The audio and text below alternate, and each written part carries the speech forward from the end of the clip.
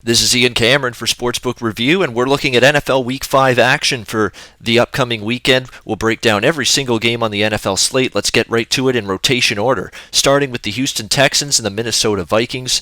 Minnesota, to me, a team that I've cashed multiple tickets with. They continue to get the job done. So impressed with this team on both sides of the ball. Sam Bradford is not making mistakes. He's managing and running this offense well. Jerick McKinnon and Matt Asiata have proven that there's not a big deal about Adrian Peterson being out. They can still run the football when they have to.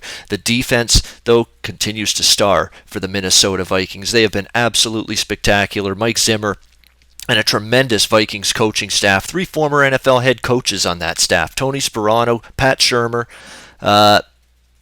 and I'm trying to think of the third guy now. It'll come to me, but basically Minnesota just doing a phenomenal job. Norv Turner, of course, the offensive coordinator. There it is. Minnesota, though, just doing a phenomenal job. I'm not looking to go against them right now. The one concern is it's a short week for them. You know, they just beat Carolina a couple weeks ago on the road, defending NFC champs. Just beat the New York Giants, nationally televised Monday night home game. Now you got to play Houston 6 days later. Complacency, does it set in? That's the only mild concern I would have. Houston, on the other hand, Brock Osweiler, I'm not sure I'm ready to trust him to move the football up and down the field on the road in this stadium against this very stout Minnesota defense. I could only look toward the Vikings. It's just a question of is the number finally starting to catch up with them. They were a home underdog, against Green Bay. Then they were, laying 3.5, 4 points last week against the Giants. Now they're laying 6.5, 7. So it really is a question of value. That being said, it's still Vikings or nothing for me in that game. Tennessee taking on Miami.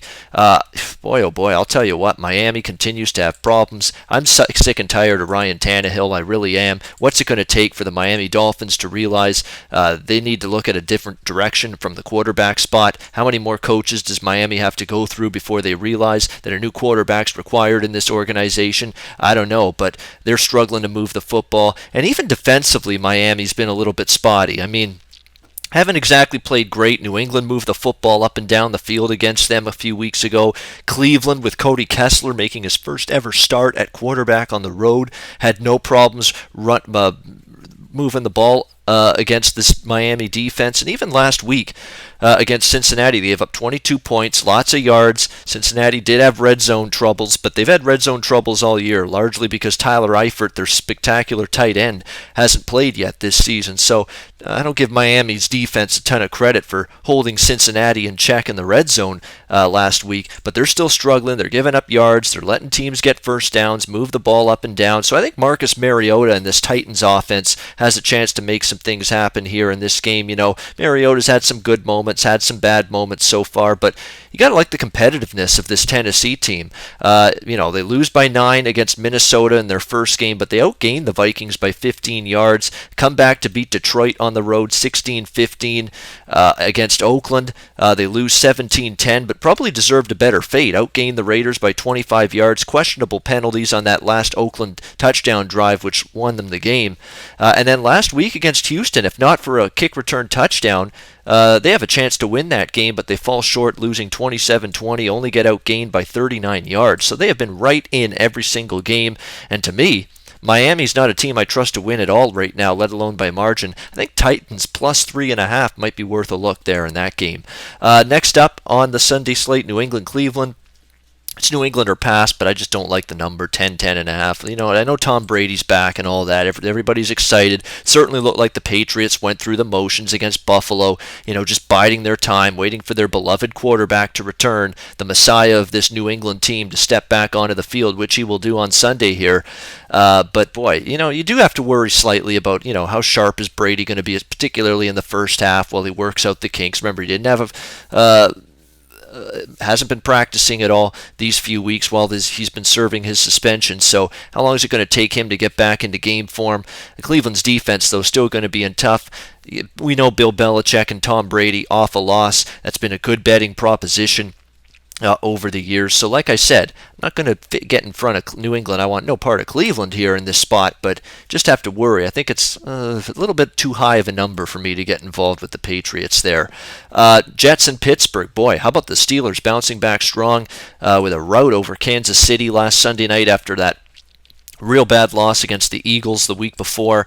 And boy, you'll have to like this Pittsburgh offense with Le'Veon Bell back in it. I mean, he is just his everything. He's a great blocking back. He can run the ball. He can catch the ball out of the backfield on screen passes. Just absolutely have to love what you've seen from this Pittsburgh team, Pittsburgh offense last week with Le'Veon Bell back, adding to the great weapons they have at receiver, including, of course, Antonio Brown. So it becomes a very dynamic offense. Still looking to find that reliable tight end to replace Heath Miller, but there's still some options. There's a couple young guys that have stepped up, playing better in that role, but it's a scary Pittsburgh offense right now, that is for sure. And then on the flip side, you've got the Jets really not playing great pass defense this year. I mean, you look at this Jets defense, they're allowing 6.5 yards per play. They're allowing 285 passing yards per game. Neither of those numbers are very good.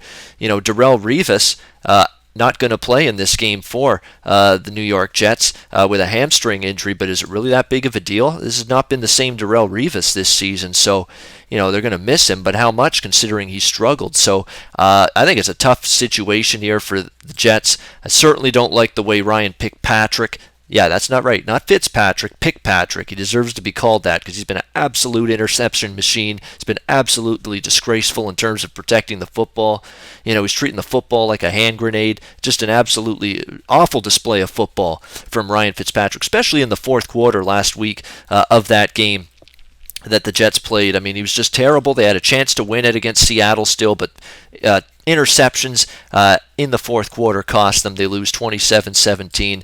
I'm worried the number's a bit high here, but I can only lean to Pittsburgh laying the points. Maybe a higher scoring game as well, over the total of 48. Check the weather. You just never know with the hurricane moving up the East Coast this weekend, but could see a higher scoring game there. Washington-Baltimore, another game we could see some points scored in it. To me, Baltimore's offense should be able to have some success moving the ball against Washington. We saw Baltimore move the ball well last week against Oakland. You know, Washington's defense probably in that same mold. They're definitely a defense that I don't trust to get stops. But Kirk Cousins definitely came alive for the Redskins last week in that win against Cleveland. Now, albeit, you know, they were playing Cleveland. You have to keep that in mind. But when you look at this Washington team, perfect 4-0 over the total this season. Not much defense, a capable offense with Kirk Cousins and a couple of good receivers, Deshaun Jackson, Pierre Garçon, we know the tight end, Jordan Reed. There's definitely weapons on this Washington team. This is a game that I think can get up and over the total. Again, you're going to want to see if the weather interferes, but still 45.5, I'd lean to the over there. I'd also lean Baltimore. I see the number coming down a bit, 4 to 3.5. 3.5 at home with Baltimore off that loss last week against the Oakland Raiders. I think they'll be in bounce back mode. I'd look to maybe the Ravens there to get the win in that game. Philadelphia, Detroit. Now be careful here. I mean, everybody's going to knee jerk to the Eagles here. Why not? I mean, the Eagles have been fantastic.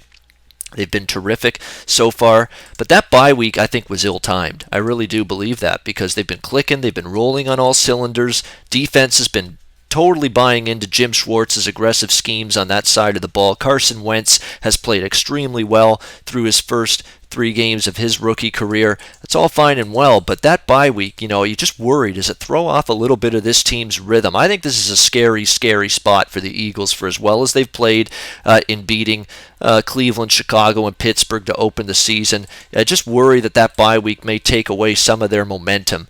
And Detroit's got to be desperate. I mean, this spot screams Detroit. I mean, they are a desperate football team. They've lost 3 in a row, straight up and against the spread, to Tennessee, Green Bay, and Chicago.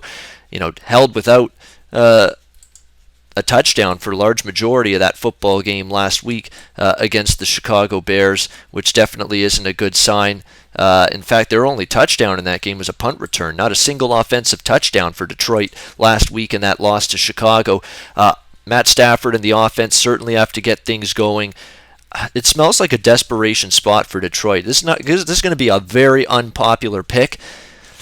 But sometimes, and a lot of times, the unpopular pick is the one that wins in the NFL with parity-driven league as it is. I'll lean to the Lions, believe it or not. +3, +3.5. Shop around for the best number that you can find.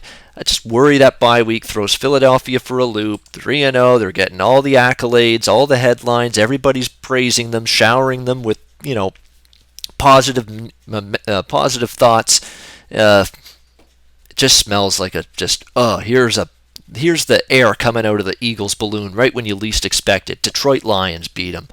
I think it could happen. I'll lean to the Lions here, +3, 3.5. And let's be honest, what would this line have been before the season? Not Philly land 3, 3.5 on the road when everyone was calling for this Eagles team to absolutely be terrible before the season began. So line value with Detroit. Let's see if they can get it done. If they don't, boy, the Jim Caldwell rumors of him being gone are going to turn up even more. Chicago, Indy. What is Indy doing laying 4.5, 5 points here? Really, I mean, what have they done to be warranting laying that kind of number against anybody? I know Chicago's banged up defensively. I know Brian Hoyer's the quarterback, but Brian Hoyer's no downgrade from Jay Cutler. In fact, he may even be better. I think he proved that last week, leading the Bears to victory. Look at this spot for Indy. They're back home off the London game. I have no idea, none, zero, why Chuck Pagano insisted on having a game after the London game last week. He said no to the bye week, said we're going to play the week after that London game against Jacksonville. And now this team, which is already banged up defensively with tons of injuries on D and along the offensive line, now you got to play jet lag, that trip to London to play Jacksonville, come back home. Now you got to play the week after against Chicago, and now you got to lay 4.5, 5 points. No, that doesn't work for me. We're coming back to this game for play of the week. I'm sure you already know where I'm going with it. Next game on the slate for Sunday, Atlanta-Denver. Fascinating game. Not much of a betting opinion on this game. It's priced about right. I know Atlanta with the points is tempting with the way their offense has been, but this is a totally different caliber and class of defense that the Atlanta Falcons will be up against here. A pass rush that can really test that offensive line like it hasn't been tested yet this season. And this is going to be a good hostile environment. Denver, altitude, the whole bit. What does Matt Ryan and that offense do? They've looked phenomenal. There's no denying how good and explosive and precise this Atlanta offense has looked. 35, 45, and 48 points in their last 3 games to Oakland, New Orleans, and Carolina. Now let's see what you can do on the road against one of the best defenses in the NFL. On the flip side, looks like Trevor Siemian, who was expected to start in this game, is looking more and more like he may not be available for this game. We might see the rookie from Memphis, Paxton Lynch, making his starting quarterback debut here for the Denver Broncos. Definitely going to want to keep an eye on that before kickoff. Very interesting game. Not going to get involved from a betting perspective, but Atlanta will prove to me they're for real. If they can hang in this game, be competitive, and maybe even win it. But I don't trust that offense yet against an elite defense. If they do it this week and move the ball with Matt Ryan, Julio Jones, and company, then Atlanta might be onto something, but we'll see. Buffalo, LA coming up. How about this game? Buffalo, Los Angeles Rams, surprise teams so far this season. Bills, looking like their season was falling apart. 0-2. They beat New England and Arizona in back-to-back weeks. Now they're 2-2. And how about the surprise? The surprising LA Rams after a dismal performance against San Francisco. That's why you take week 1 with a grain of salt. They look awful against that San Francisco on that Monday night game, and since then they've won 3 straight games against some Seattle, Tampa Bay, and Arizona. So Case Keenum's not making as many mistakes. They're running the football better, and the defense is really stepping up, playing well. This is another game I'm not getting involved with. You got 2 teams that are surprising right now, playing better than people thought. Fascinating game to observe, but not one I'm going to get involved betting. San Diego, Oakland next up on the slate. I'll tell you what, this game should have points. I mean, it really should. 51, 51.5. San Diego's defense is not good, banged up. Secondary cluster injuries all over the place. Brandon Flowers, now Jason Verrett down with an injury. I mean, that secondary could get absolutely picked apart by Derek Carr in that Oakland passing game. But on the flip side, Oakland's defense continues to be bottom of the league in a lot of key statistical categories. San Diego's offense might have some success here in this game. And I'm surprised San Diego's offense, even with the injuries to Keenan Allen and Danny Woodhead, they've been able to still put up points the last couple weeks. I think we have a shootout here, and I don't understand quite how many people are getting on San Diego here in this game. I know it's a tough spot back home off a East Coast road trip 2 weeks in a row for Oakland, but -3.5 with Oakland starting to look a little cheap to me. I'd look Raiders from a side perspective there if I had to bet it. Cincinnati taking on Dallas, a good 4 o'clock matchup there. Interesting game because I think, Dallas, how good are they? They're 3-1. They beat San Francisco, but we just saw San Francisco just look awful on Thursday night against Arizona. How good is this Dallas team? They're going to be tested by a good Cincinnati defense. The Cincinnati defensive front, Geno Atkins and company, is fantastic, and the Dallas offensive line is one of the best in the NFL. What a great offense versus defensive matchup in the trenches there we should see in this game. I think the point spread value is with Dallas. I don't know if I buy Cincinnati as a road favorite, but I'm going to need to see the Cowboys and Dak Prescott, for as good as they've been, step up against a very ferocious defensive front before I trust them. Lean Dallas, but just a lean for me there. Sunday Night Football, New York Giants, Green Bay Packers. Green Bay 7-point favorite in this game, total of about 47.5, 48. The Giants hung in there well enough against Minnesota, but their offense just couldn't get going. The Odell Beckham stuff continues to be an issue with this team. His shenanigans off the field are just awful to see. Grow up a little bit. How about less flapping your gums, more catching footballs, more scoring touchdowns, more helping the team win? You get that idea that he'd rather have 10 catches and lose a game than have 3 catches and win. He's one of those guys. He looks selfish. He's got to get that out of his system. But nevertheless, Green Bay off a bye week here. They've been very good off a bye week under Mike McCarthy, the head coach. But that's a lot of points to lay with Green Bay. They've still got a lot to prove to me. When you look at what Green Bay's done, okay, you beat Jacksonville by 4, not impressive. You lose to Minnesota. You beat Detroit 34-27, and you hang on for dear life to win that game after getting out to a big lead. I actually think the point spread value is with the Giants here. When you think about this, Green Bay is laying 7 at home to the Giants. Minnesota was laying 3.5, 4 points to the Giants at home on Monday night. Telling me Green Bay's 3 points better than Minnesota? I don't know if I buy that. They're not 3 points better than Minnesota on the defensive side of the football. That's for damn sure. I think the point spread value is with the Giants. I'm looking into this game a bit more, but if I play in this game, I'm going to look toward the Giants in the underdog role. I know that was an ugly showing against Green Bay. Short week on the road once again.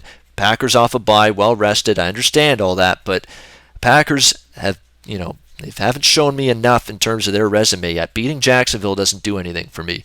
Beating Detroit and hanging on after you had a huge lead, in that game, doesn't do anything for me. Let's see what they can do here against the New York Giants. Monday Night Football, we've got Tampa Bay and Carolina to wrap up the week. Carolina 4.5 point favorite, 44.5 the total. I would lean under the total first thing that I see in this game. Jameis Winston in this offense seems to be regressing. They badly missed Doug Martin. They've had very little running game without him, putting more pressure on the passing game, and Jameis Winston not making good decisions with the football. You got to think this Carolina defense, for as bad as they were last week against Atlanta, they're ornery. They're going to want to make amends, and we don't even know yet if Cam Newton's going to play. Is questionable. You're going to want to keep an eye on that leading up to kickoff on Monday night. If he doesn't go, Derek Anderson would be the starter. He's capable. We know he can come in there and play decent, when he's called upon, but not sure I trust him still to be able to move the football up and down. Early lean to the under in that game, but again, keep an eye on the injury situation with Cam Newton prior to kickoff of that one. All right, let's wrap up this NFL Week 5 betting preview with our play of the week. We're 3-1 with our play of the week in the NFL this season. We lost our first one last week with Carolina. Very disappointing showing from them against Atlanta. We're going to see if we can bounce back with a winner here. Let's go back to that Bears-Colts game. Chicago +5. You can get Chicago +5 at Bookmaker/Chris and a couple other places. That's rotation number 463. The Chicago Bears +5 against the Indianapolis Colts. This is a brutal spot for a team that I'm not convinced is good enough right now to be laying 5 points even at home to anybody. And the Chicago Bears, despite the defensive injuries, held the Lions without an offensive touchdown last week. Brian Hoyer playing well at quarterback. A team that finally got the monkey off their back. First win last week. A little confidence, a little pep in their step, a little momentum going to Indy. I think they can follow through on it with a good performance and keep this game close, if not steal an outright win. Chicago +5, your NFL Week 5 play of the week. All right, that's my wrap up for NFL Week 5 from a betting perspective. Research before you bet. Be sure to check out SBR Picks for the best game predictions, breakdowns, and much, much more.